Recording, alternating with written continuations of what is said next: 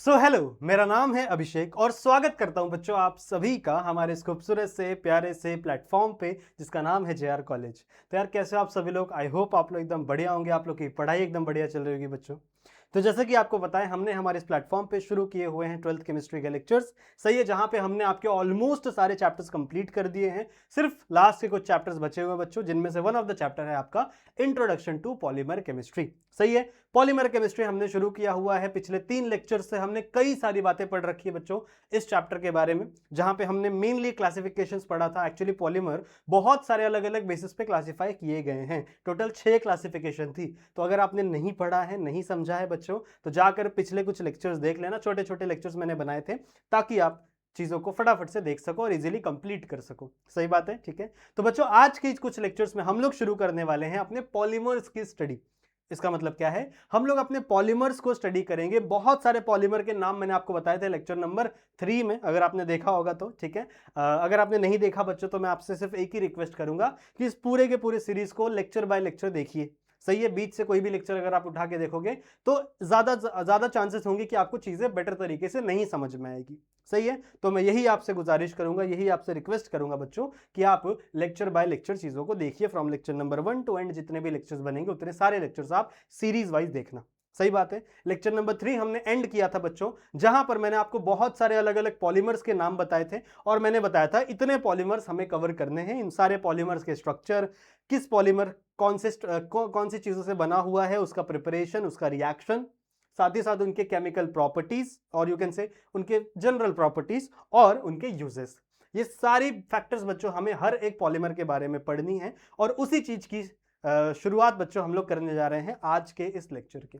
सही, ठीक है। तो आज के इस लेक्चर में हम लोग पढ़ने वाले हैं बच्चों नेचुरल रबर्स के बारे में। अब देखो, नेचुरल रबर्स आपको पता ही है, मैंने आपको पहले भी दिखाया हुआ है। दिस इज अ रबर, ये एक रबर है बच्चों, ठीक है, ये भी एक रबर है।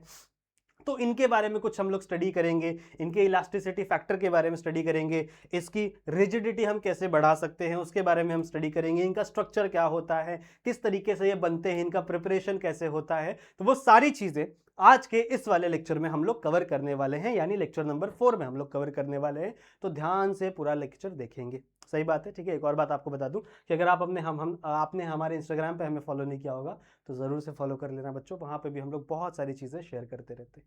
चलेगा, ठीक है। तो शुरू करते हैं बच्चों आज के इस लेक्चर को, जहां पे हम लोग नेचुरल रबर की पूरी डिटेल इंफॉर्मेशन देखने के लिए पढ़ने वाले हैं। समझ में आई बात? ठीक है। तो शुरू करते हैं बच्चों। देखो, ये कुछ इंपॉर्टेंट पॉलीमर्स है जो मैंने आप लोग को ऑलरेडी लेक्चर नंबर 3 में दिखाए थे और आने वाले अगले हर एक लेक्चर में बच्चों मैं ये चार्ट आपको दिखाऊंगा और हम लोग हमेशा कंपेयर करते चलेंगे भैया कौन सा हमारा चार्ट, कौन सा हमारे पॉलीमर्स पढ़ के कंप्लीट हो गए हैं और कौन से नहीं हुए। तो आज सबसे पहले हम लोग शुरुआत करने जा रहे हैं बच्चों नेचुरल रबर्स की। ठीक है, तो शुरू करें, बताइए शुरू करें। इतने सारी चीजें और हमें पढ़नी है पूरे लेसन में, और जब आप जिस दिन आप ये पढ़ के खत्म कर दोगे उस दिन आपका ये चैप्टर पढ़ के फिनिश हो जाएगा। चलेगा, ठीक है। तो शुरू करते हैं बच्चों सबसे पहला टॉपिक, यानी नेचुरल रबर्स के बारे में। ठीक है, अब देखो नेचुरल रबर है क्या, पहले से ही आपने कुछ चीजें जानी हुई हैं। जब हम क्लासिफिकेशन पढ़ रहे थे तो वहां पर मैंने आपको बताया था बच्चों, रबर एक ऐसा सब्सटेंस है, रबर एक ऐसा सब्सटेंस है जो इलास्टिसिटी शो करता है। मतलब उसके अंदर थोड़ा इलास्टिक कैरेक्टर है, वो थोड़ा सा फैल जाता है अगर उसके ऊपर अगर आप फोर्स अप्लाई करो तो। जैसे इलास्टोमर हम लोग कहते हैं ना, तो अगर उसके ऊपर अगर आप थोड़ा सा फोर्स अप्लाई करोगे तो उसकी जो लेंथ है, उसका जो साइज है वो चेंज हो जाता है। और जैसे ही वो फोर्स आप रिमूव कर देते हो, ठीक है, जैसे ही वो फोर्स बच्चों आप रिमूव कर देते हो तो वो अपने ओरिजिनल साइज में आ जाता है। तो ऐसी चीजों को हम नेचुरल रबर कह सकते हैं। अब नेचुरल रबर बना किससे हुआ है बच्चों? तो वो बना हुआ है आइसोप्रीन से। किससे बना हुआ है बच्चों? वो आइसोप्रीन से बना हुआ है। आइसोप्रीन के बहुत सारे अलग अलग अलग अलग मॉलिक्यूल को एक सिंपल चेन में जोड़ दिया गया है और उससे आपका नेचुरल रबर बना है। तो आप लोग पता है ना कि जो नेचुरल रबर है एक पॉलीमर है, और पॉलीमर हमेशा किससे बनता है? मोनोमर से बनता है।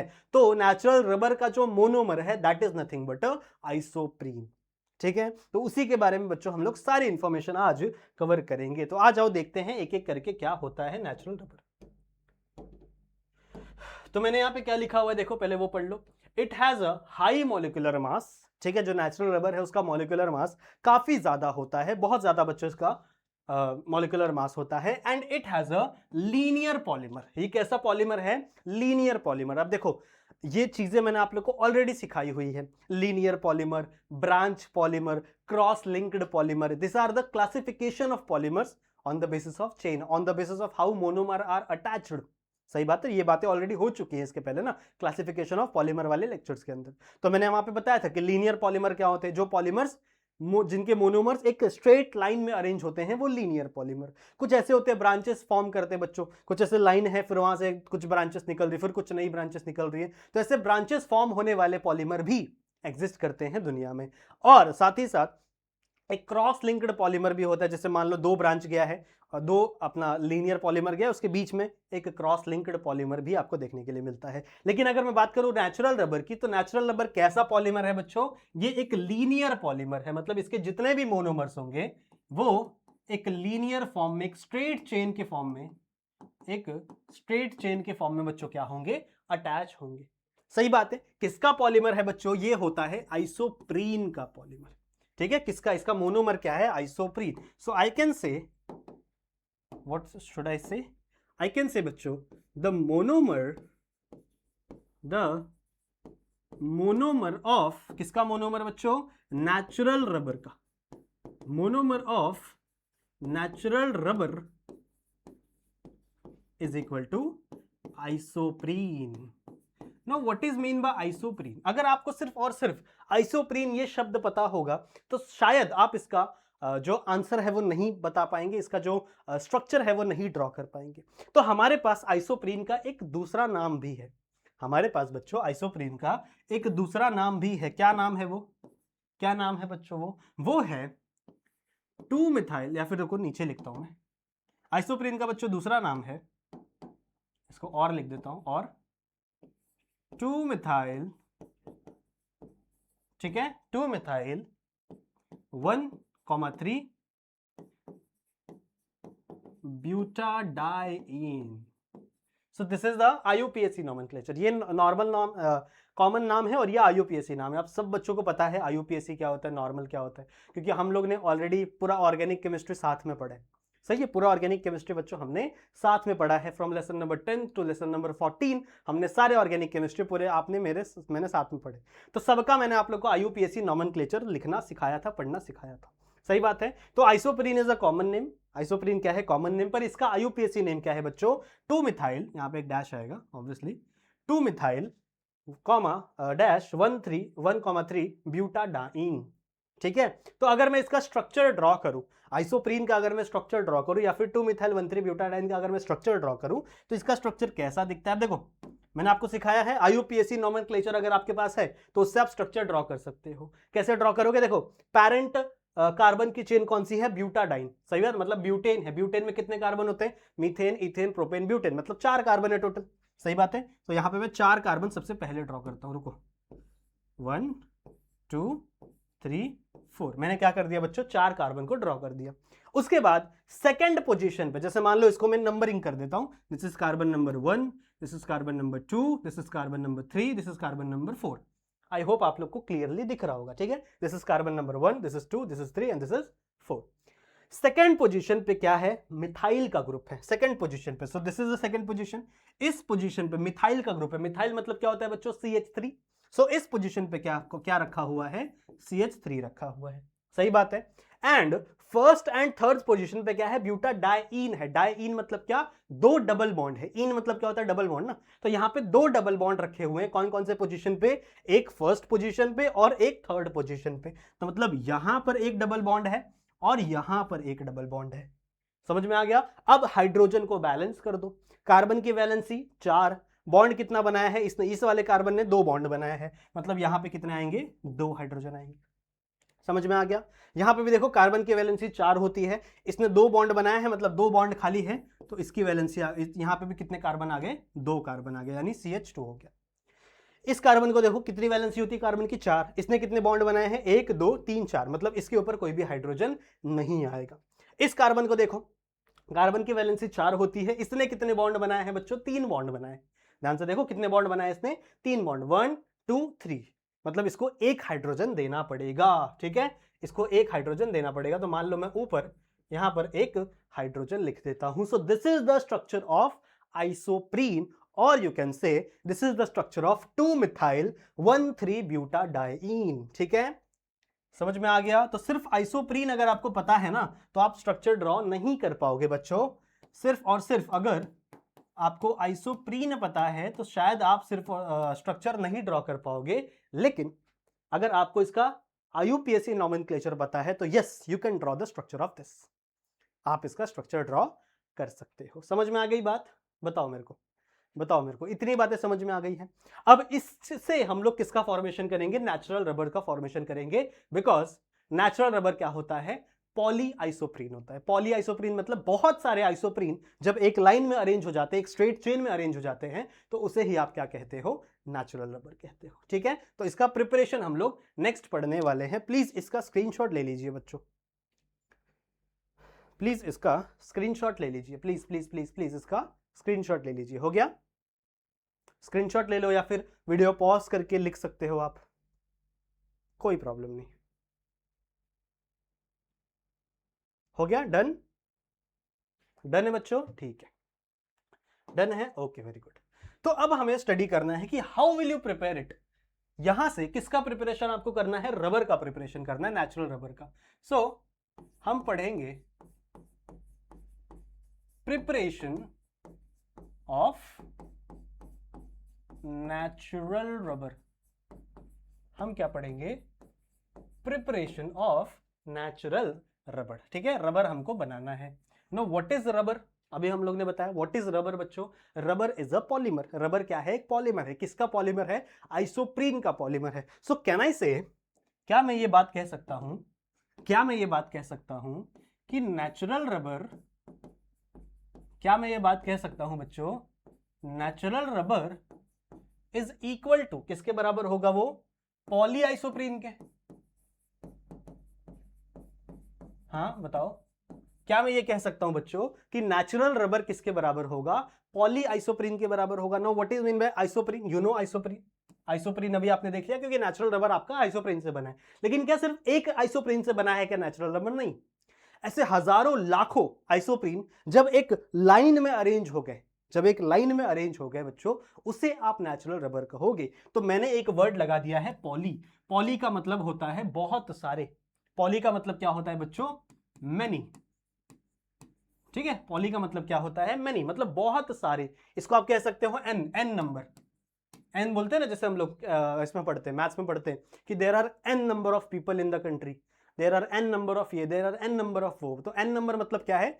कि बहुत सारे हैं, हमें नहीं पता कितने हैं पर बहुत सारे हैं, ऐसा हम लोग कह सकते हैं। ठीक है, सो पॉली का मतलब क्या है? मेनी, बहुत सारे आइसोप्रीन को जब आप एक लाइन में अरेंज कर दोगे सो उसे ही आप क्या कहोगे? That is nothing but a natural rubber. So how will you prepare? इसका एक जनरल रिएक्शन कैसा हो सकता है? जनरल रिएक्शन कुछ ऐसा होगा, देखो आपके पास होगा आइसोप्रीन, आपके पास क्या होगा? आइसोप्रीन। ठीक है, आप करवा दो एक रिएक्शन, उस रिएक्शन को हम क्या कहते हैं? पॉलीमराइजेशन। ये बातें भी पहले हो चुकी है बच्चों। What is mean by polymerisation? Polymer form करने वाली रिएक्शन को पॉलीमराइजेशन कैसे? तो formation of a polymer from a monomer, the process of formation of polymer from a monomer is called as polymerisation. तो वो प्रोसेस, वो प्रक्रिया, वो यू कैन से वो मेथड जिससे क्या हो रहा है? पॉलीमर फॉर्म हो रहा है। किससे फॉर्म हो रहा है? वो मोनोमर से फॉर्म हो रहा है बच्चों। इस प्रोसेस को हम क्या कहते हैं? पॉलीमराइजेशन। तो अगर आप आइसोप्रीन का पॉलीमराइजेशन करोगे तो उससे आपको क्या मिलेगा? उससे आपको क्या मिलेगा? नेचुरल रबर मिलेगा। उससे आपको क्या मिलेगा बच्चों? नेचुरल रबर मिलेगा। ठीक है, ठीक है, बताओ समझ में आ गया? तो इतनी बातें नोट करो, मुझे सब मिटाना है वापस। इतनी बातें नोट कर लो क्योंकि मुझे कुछ चीजें और बतानी है और मुझे मिटाना है। एक्चुअल प्रिपरेशन हम लोग शुरू करेंगे। ठीक है, ठीक है, हो गया? हो गया, ओके, चलिए। तो ये वाली चीजें मैं मिटा रहा हूं बच्चों। अब एक्चुअल प्रिपरेशन में आपको दिखाता हूं कि आखिरकार कैसे बनता है। बहुत आसान है, कुछ भी नहीं है, कुछ भी नहीं है बच्चों। पॉलीमर केमिस्ट्री कुछ भी नहीं है, बहुत आसान है। डिलीट हो जा भाई। ठीक है, आ जाओ। आइसोप्रीन का स्ट्रक्चर बनाना पड़ेगा हम लोग को। ठीक है, तो आइसोप्रीन का स्ट्रक्चर बना दो।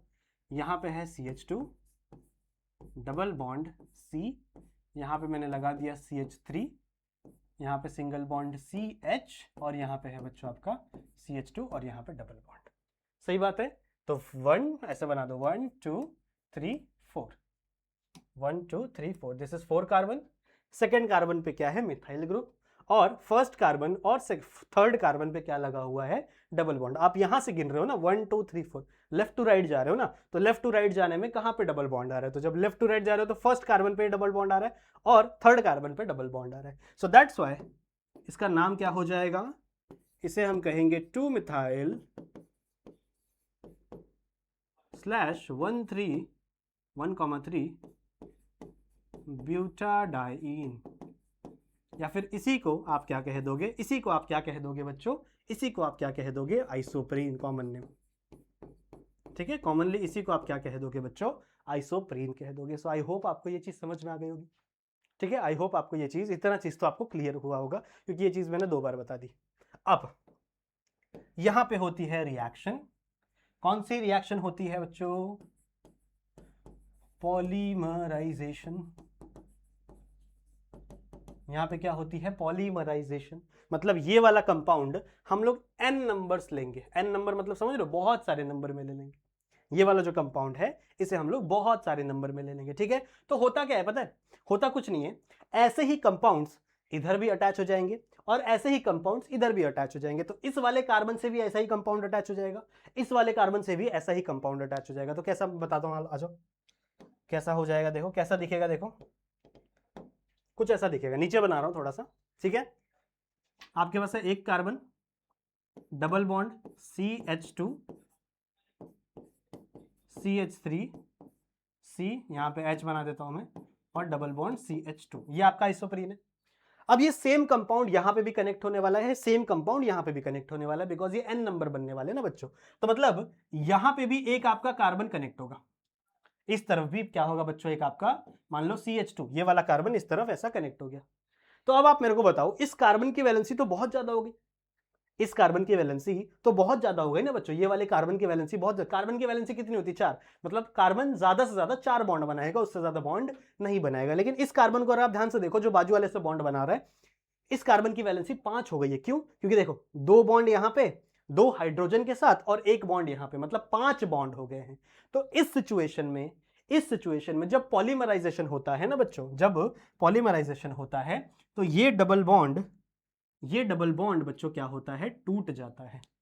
सिमिलरली इस तरफ का भी ये वाला डबल बॉन्ड भी क्या हो जाएगा, टूट जाएगा। समझ रहे हो, तो ये वाला डबल बॉन्ड और ये वाला डबल बॉन्ड क्या हो जाएगा, टूट जाएगा। क्लियर है, ठीक है। यहां पे आगे का स्ट्रक्चर बना दो, C, यहां पे क्या हो जाएगा CH3, फिर यहां पे क्या हो जाएगा CH और यहां पे CH2। सही बात है, वो थोड़ा सा उधर चला गया। सिमिलरली यहां पे भी एक स्ट्रक्चर बना दो, ये भी किससे जुड़ जाएगा बच्चों, ये भी जुड़ जाएगा कंपाउंड से, मान लो CH2 CH, यहां पे आ गया C, इससे क्या अटैच है CH3 अटैच है, और यहां पे CH2। समझ में आ रही है बात। अब अगर आप देखो तो ये वाला डबल बॉन्ड टूट गया, ये वाला डबल बॉन्ड टूट गया। अगर ये डबल बॉन्ड टूट गया तो इस कार्बन को दिक्कत हो जाएगा, इस वाले कार्बन को दिक्कत हो जाएगा। समझ में आई बात, ठीक है। तो ये वाला कार्बन 3 बॉन्ड का हो गया और ये वाला कार्बन भी 3 बॉन्ड का हो गया। सो बिकॉज ऑफ दिस ये कार्बन और कार्बन, इस बीच वाले कार्बन के बीच में डबल बॉन्ड बन जाता है। समझ में आई बात। सिमिलरली ये वाला कार्बन और कौन सा कार्बन, हाँ ये वाला कार्बन और इस वाले कार्बन के बीच में क्या हो जाएगा, डबल बॉन्ड बन जाएगा। सिमिलरली यहां पर ये वाला कार्बन और इस कार्बन के बीच में डबल बॉन्ड बन जाएगा, ताकि आप बैलेंसी कंप्लीट कर पाओ। तो होता क्या है, बहुत आसान है बच्चों। और लास्ट में यहां से ऐसे ब्रैकेट बना दो, यहां से भी ऐसे ब्रैकेट बना दो और यहां पे n कर दो, n नंबर हो गया। समझ रहे हो, ऐसा हो जाएगा। या फिर अगर आप इसको और सिंपल दिखाना चाहते हो बच्चों, तो इसको आप ऐसे दिखा सकते हो, CH2 single bond C, CH3 single bond CH, CH2। ठीक है, यहां पे एक बॉन्ड दिखा दो, यहां पे एक बॉन्ड दिखा दो, यहां पे ब्रैकेट बना दो और यहां पे n लिख दो। सही बात है। और साइड का डबल बॉन्ड हटा के बीच में एक डबल बॉन्ड कर दो, बस this will be your natural rubber. समझ में आया मैंने क्या किया, बस इस चेन को बढ़ा दिया, बहुत बढ़ा दिया। तो यहां से भी बॉन्ड बन गया, यहां से भी बॉन्ड बन गया, सो बिकॉज ऑफ दैट ये डबल बॉन्ड टूट जाता है। तो साइड साइड का डबल बॉन्ड टूटता है और बीच में एक डबल बॉन्ड आ जाता है, साइड साइड का डबल बॉन्ड टूटता है और बीच में एक डबल बॉन्ड आ जाता है। यही बच्चों स्ट्रक्चर है, यही आपका नॉर्मल सा रिएक्शन है, जहां पे होने क्या वाला है, साइड साइड के डबल बॉन्ड टूट जाएंगे और बीच में आपका एक डबल बॉन्ड फॉर्म हो जाएगा। कुछ ऐसा जैसे मान लो ये एक स्ट्रक्चर है, यहाँ कार्बन कार्बन कार्बन, और पहले क्या था, यहाँ डबल बॉन्ड था, यहाँ डबल बॉन्ड था, ये कन्वर्ट हो जाएगा किसके अंदर पता है, यहाँ पे एक डबल बॉन्ड आ गया, समझ रहे हो। तो ये वाले डबल बॉन्ड टूट गए और साइड साइड बीच में एक डबल बॉन्ड आ गया। क्यों? क्योंकि ये कार्बन भी अब लिंकिंग मतलब बॉन्ड बना रहा है, ये कार्बन भी लिंक बॉन्ड बना रहा है, जिसकी वजह से साइड साइड वाले कार्बन क्या हो, साइड साइड वाले डबल बॉन्ड क्या हो जाएंगे, टूट जाएंगे और बीच में एक नया डबल बॉन्ड आ जाएगा। क्लियर है? तो इस वजह से बच्चों ऐसा कुछ स्ट्रक्चर बनता है, this structure is nothing but your natural rubber. तो आप ये बड़ा वाला स्ट्रक्चर मत ही बनाओ, आप ऐसा ही स्ट्रक्चर बनाओ, क्योंकि ऐसा स्ट्रक्चर बनाने जाओगे तो बहुत बड़ा हो जाएगा। तो आप ऐसा ही बनाओ, ये बॉन्ड दिखा दो, इस बॉन्ड हमेशा याद रखो, ठीक है, ये बॉन्ड दिखाना है और इस बॉन्ड पे ही आपका क्या बनना चाहिए, स्क्वायर ब्रैकेट। ठीक है, यहां पे बॉन्ड दिखाया हो और बॉन्ड के ऊपर ही आपका क्या बनना चाहिए, स्क्वायर ब्रैकेट, और स्क्वायर ब्रैकेट के बाहर n लिखना है, मतलब ये n नंबर ऑफ टाइम है। और this structure is nothing but your, this structure को चेंज करने दो colour, this structure is nothing but your natural rubber. इसी स्ट्रक्चर को आप क्या कहोगे, नेचुरल रबर कहोगे। समझ में आया कि नहीं? समझ में आया क्या? इजी है। अगर आपको नहीं समझ में आया होगा बच्चों तो एक बार और देख लो, बस एक बार इसी डायग्राम को और देख लो, समझ में आ जाएगा। एक बार इसी डायग्राम को और देख लो, समझ में आ जाएगा, मतलब इसी लेक्चर को और रिवाइंड करके थोड़ा सा देख लो। कुछ भी नहीं है बच्चों, सिर्फ यहां से डबल बॉन्ड काटने हैं, यहां से डबल बॉन्ड हटेगा और बीच में एक डबल बॉन्ड आएगा, यहां पे एक बॉन्ड इंक्रीज हो गया, यहां पे एक बॉन्ड इंक्रीज हो गया, स्क्वायर ब्रैकेट बना दो और यहां पे n लिख दो, that will be your natural polymer, that will be your natural polymer. Clear है? क्लियर है बच्चों? क्लियर है?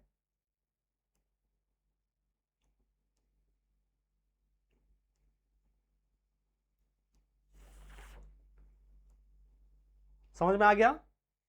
समझ में आ गया? तो ऐसे ही आप स्ट्रक्चर भी ड्रॉ कर सकते हो, अगर आप चाहो तो ऐसे ही आप स्ट्रक्चर भी ड्रॉ कर सकते हो। कैसे स्ट्रक्चर ड्रॉ करोगे, देखो यहां मिटा दूं, ये वाला मिटा दूं स्ट्रक्चर, ये वाला इतना मिटा दूं, इसको नोट कर लिया ना, आई होप आप लोगों ने, ठीक है। तो ये वाला इतना मिटा रहा हूं। अगर मैं बोलूं कि बच्चों चलो नेचुरल रबर का स्ट्रक्चर बनाते हैं, अगर मैं आपसे कहूं कि चलो नेचुरल रबर का स्ट्रक्चर बनाते हैं, ये आपका नेचुरल रबर है, ठीक है, ये आपका,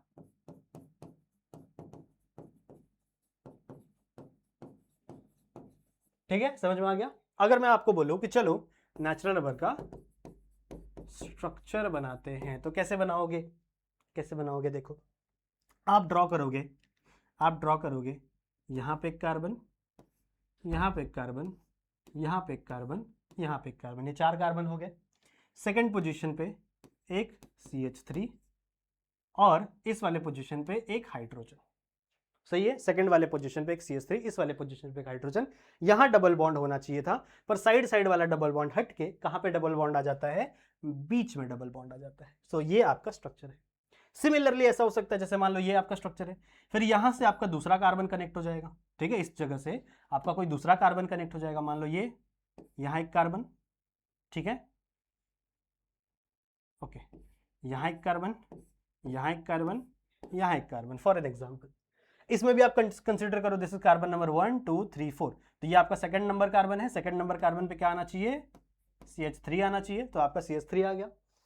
थर्ड नंबर कार्बन पे क्या आना चाहिए, हाइड्रोजन आना चाहिए, और इन दोनों कार्बन के बीच में क्या होगा, डबल बॉन्ड, इन दोनों कार्बन के बीच में क्या होगा, डबल बॉन्ड। सिमिलरली आप यहां पे भी ड्रॉ कर सकते हो, यहां पे भी वैसे ही ड्रॉ कर सकते हो, ये आपका एक कार्बन, ये आपका एक कार्बन, ये आपका एक कार्बन और ये आपका कार्बन, सही बात है। दिस इज 1, नंबर दे दो 1 2 3 4। सेकंड कार्बन पे क्या आना चाहिए बच्चों, CH3। थर्ड कार्बन पे क्या है, एक हाइड्रोजन, देखो थर्ड कार्बन पे क्या है, एक हाइड्रोजन, थर्ड कार्बन पे क्या है, एक हाइड्रोजन, सही बात है। इसमें हम लोग ना H2H2 नहीं लिखते इस वाले स्ट्रक्चर में, ठीक है, यहाँ पे आप डाल दो H, लिख भी सकते हो अगर आप चाहिए तो, अगर आपको चाहिए तो आप लिख सकते हो, यहाँ पे H2 है, ठीक है, यहाँ पे H2 है, यहाँ पे H2 है, और कहाँ पे, यहाँ पे H2 है, समझ रहे हो, यहाँ पे H2 है, तो ये वाला स्ट्रक्चर आप लिख भी सकते हो, कोई दिक्कत की बात नहीं है, ठीक है। सेकंड नंबर पे एक CH3 और यहाँ पे एक आपका H, सिमिलरली ये यहां से एक बॉन्ड इंक्रीज हो जाएगा, सिमिलरली एक बॉन्ड यहां से इंक्रीज हो जाएगा, और कितने नंबर इंक्रीज होंगे बच्चों? n number. समझ रहे हो? तो ये आपका स्ट्रक्चर बनता है किसका? नेचुरल रबर का। सो this is a polymer of this is a polymer of natural rubber. समझ में आई कि नहीं बात? मुझे बताओ, समझ में आई कि नहीं बात? मुझे बताओ। This is the structure of natural polymer. ये है बच्चों structure of natural polymer. I hope आपको ये चीज समझ में आ गई होगी। इसका स्क्रीनशॉट ले ले फटाक से, and then we will move. Okay, done है?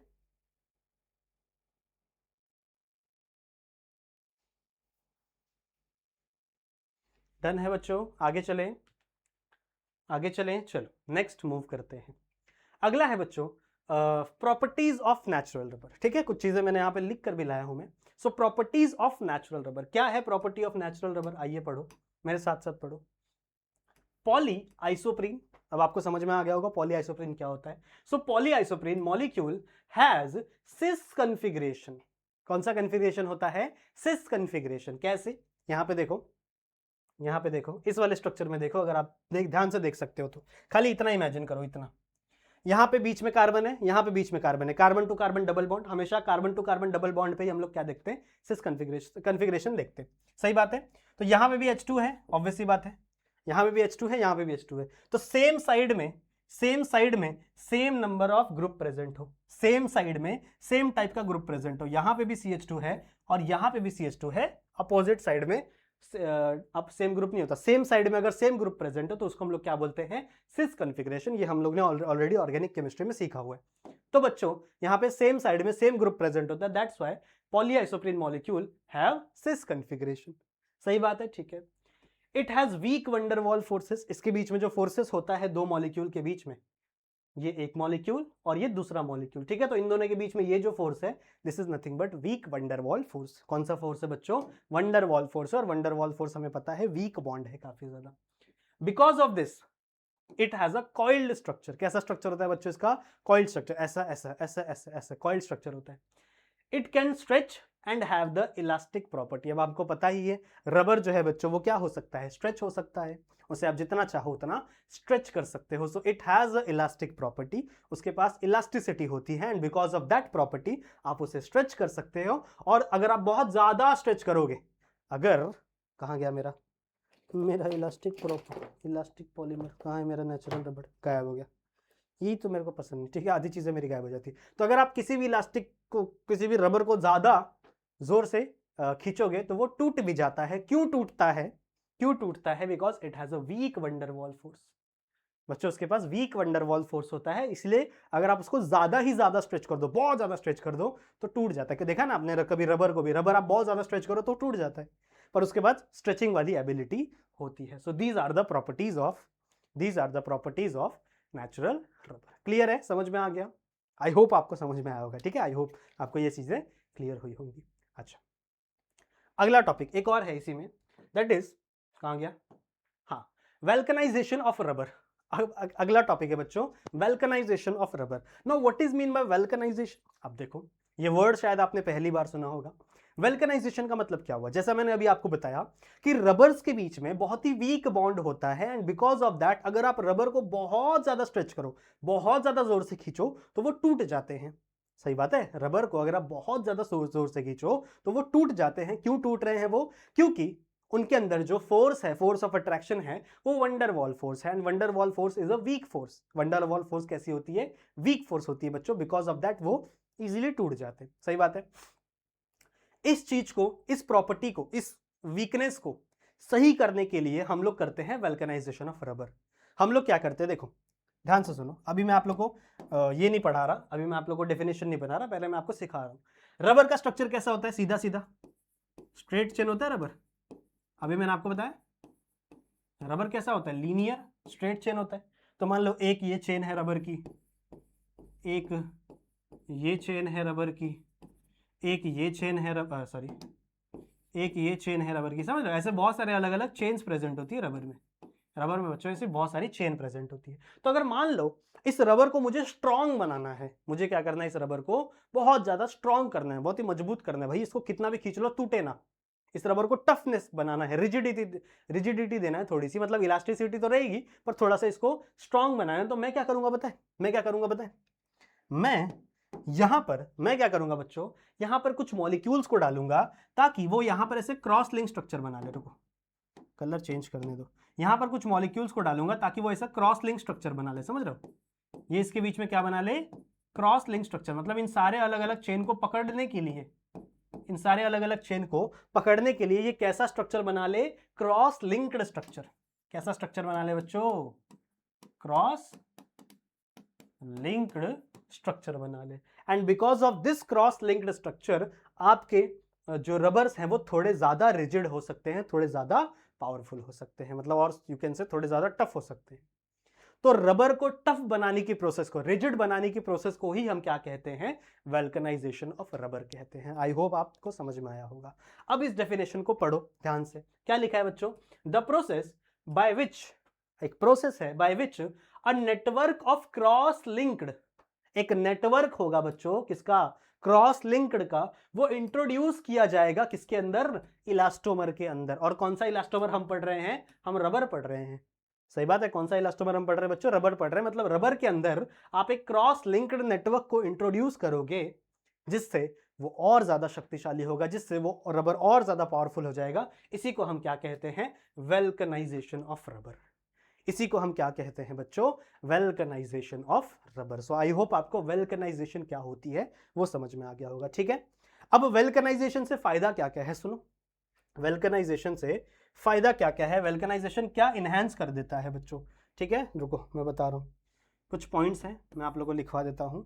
टेंसाइल स्ट्रेंथ बढ़ जाती है, क्या बढ़ जाती है, टेंसाइल स्ट्रेंथ बढ़ जाती है। मतलब पहले आप रबर को जितना खींच रहे थे ना, जितने में वो टूट जा रहा था, अब नहीं टूटेगा, अब वो और ज्यादा खींचेगा, समझ रहे हो। तो उसकी टेंसाइल स्ट्रेंथ क्या हो जाती है, हाई हो जाती है। दूसरा है उसकी स्टिफनेस, वो ज्यादा स्टिफ हो जाता है, ज्यादा पावरफुल हो जाता है, यू कैन से। तीसरा है बच्चों उसकी इलास्टिसिटी, इलास्टिसिटी भी बढ़ जाती है। अगर आप क्रॉस लिंकिंग करोगे तो इलास्टिसिटी भी बढ़ जाएगी। अब ज्यादा इलास्टिक हो गया, टूट नहीं रहा है ना आसानी से, वो आसानी से टूट नहीं रहा है, अब वो ज्यादा इलास्टिक हो गया। मतलब जैसे मान लो खींच रहा हूं तो अब ज्यादा टूट नहीं रहा। जैसे मान लो कोई नॉर्मल आपका रबर था तो वो तो नहीं खींचता, पर जैसे मान लो ये है, अब देखो ये भी थोड़ा सा खींच रहा है, ये भी है थोड़ा सा, लेकिन ये टूट नहीं रहा उसकी तरह, तो ये थोड़ा सा मजबूत रबर है। देखा है ना, थोड़ा सा ऐसा एग्जांपल है बच्चों, समझ लो। तो इसकी टफनेस बढ़ जाती है, इलास्टिसिटी बढ़ जाती है। And the last one is, sorry toughness, toughness मैंने पहले बता दिया क्या, लास्ट पॉइंट इज टफनेस, ठीक है। तो ये कुछ इंप्रूवमेंट आते हैं वेल्कनाइजेशन ऑफ रबर करने के बाद। जब आप वेल्कनाइजेशन ऑफ रबर कर देते हो तो ये कुछ बच्चों इंप्रूवमेंट आपको देखने के लिए मिलते हैं। क्लियर है, ये कुछ इंप्रूवमेंट आपको देखने के लिए मिलते हैं। कौन कौन से, सॉरी आ जाओ, टेंसाइल स्ट्रेंथ बढ़ जाती है, स्टिफनेस बढ़ जाती है, इलास्टिसिटी बढ़ जाती है, और उसकी टफनेस भी इंक्रीज हो जाती है। टेंसाइल स्ट्रेंथ, स्टिफनेस, क्लियर है, क्लियर है बच्चों, हाँ ठीक है। इसका बेस्ट एग्जांपल क्या है, इसका एक एग्जांपल भी हमको स्टडी करना है। तो इसका बेस्ट एग्जांपल क्या है, अगर आपसे कोई पूछे, इसका बेस्ट एग्जांपल है बच्चों sulphur, sulphur vulcanisation.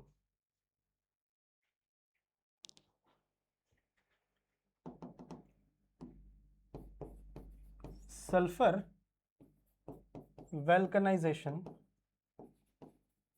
Of rubber, मतलब रबर का हम वेल्कनाइजेशन करेंगे, उसकी स्टिफनेस बढ़ा देंगे with the help of sulphur, ठीक है। With the help of sulphur हम ये काम करेंगे, इसी को हम लोग सल्फर वेल्कनाइजेशन ऑफ रबर भी कहते हैं। कैसे करोगे भाई, कैसे करोगे भाई, कैसे करोगे बताओ। तो इसका एक स्ट्रक्चर है बच्चों, वो भी हमको स्टडी करना पड़ेगा, ठीक है। इसका एक स्ट्रक्चर है, वो भी हमें क्या करना पड़ेगा, स्टडी करना पड़ेगा। जस्ट अ सेकेंड, इतना स्क्रीनशॉट ले लो फटाफट से।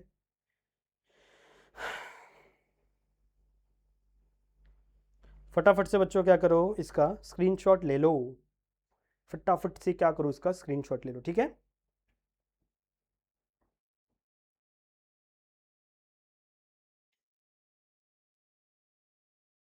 हो गया?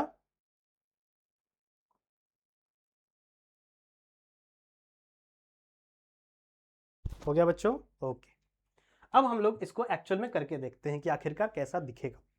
ठीक है, कैसा एक्चुअल में ये दिखेगा वो थोड़ा सा हम लोग करके देखते हैं। ओके, आ जाओ। क्या पढ़ना है हमें? सल्फर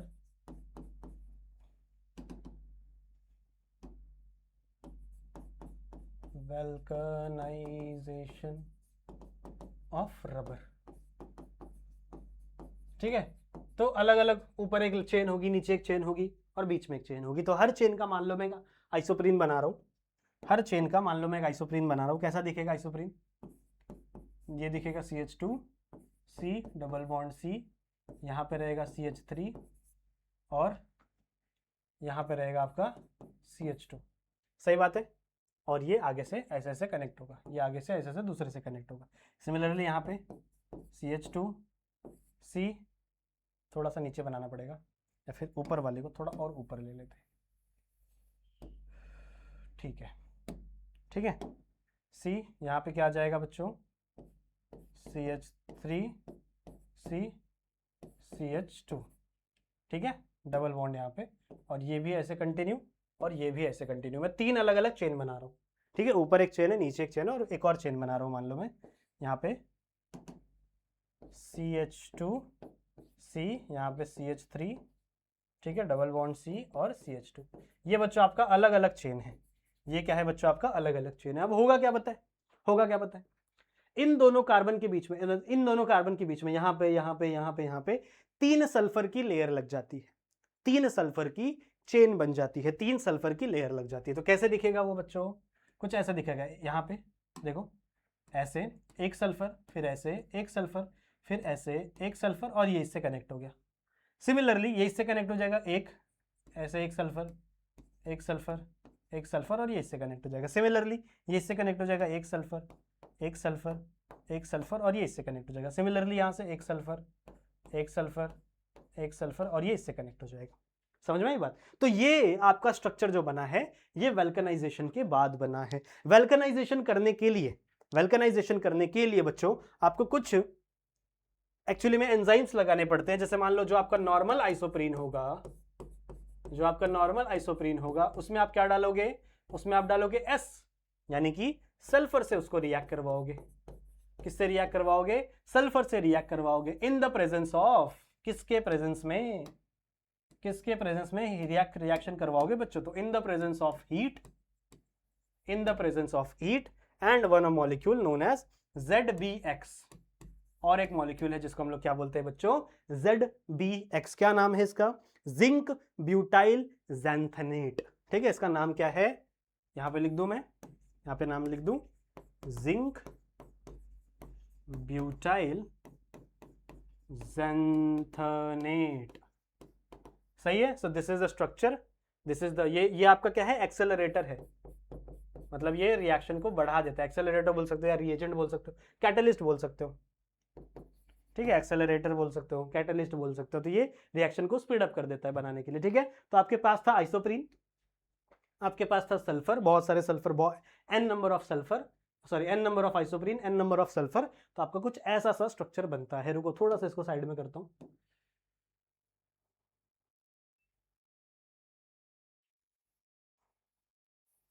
ठीक है, थोड़ा सा साइड में कर देता हूं। ठीक है, अब ठीक है।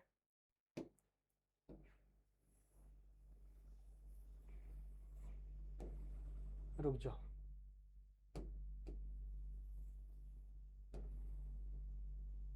अब ठीक है बच्चों?